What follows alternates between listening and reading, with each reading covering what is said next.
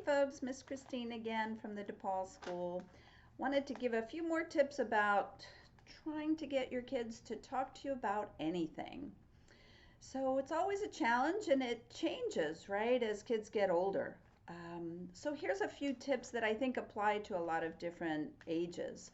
So first of all, you want to make sure that kids aren't only used to coming to talk to you when there's a problem.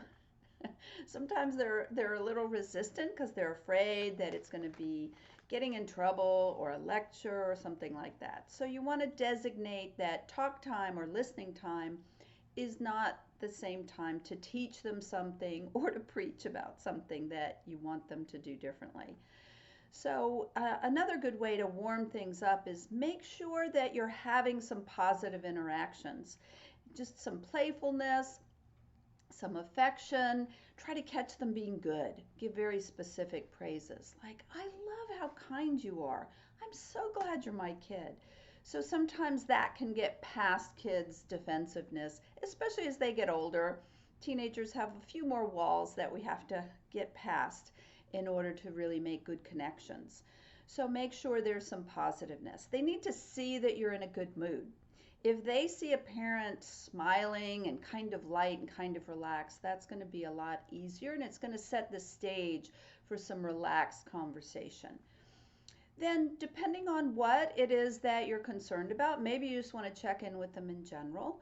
So just ask very general questions. You know, we all have those 20 questions of how we're trying to get some information, but make it very general.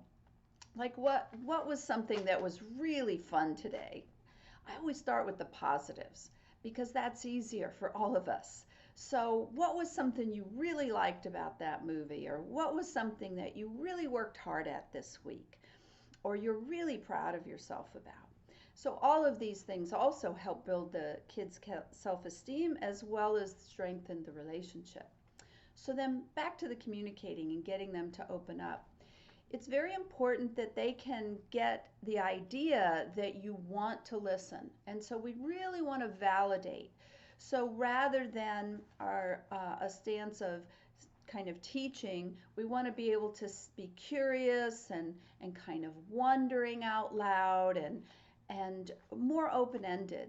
That way kids don't feel like they have to say what we want them to say, because that will cut off a lot of conversations.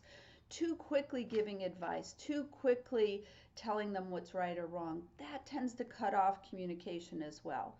Not that, of course, we can't correct some things, but you do want to slow that down a little bit. You want to get them to think too and say, well, I wonder what would happen if you did that. What do you think? So playing dumb even a little bit helps instead of just always having the answer.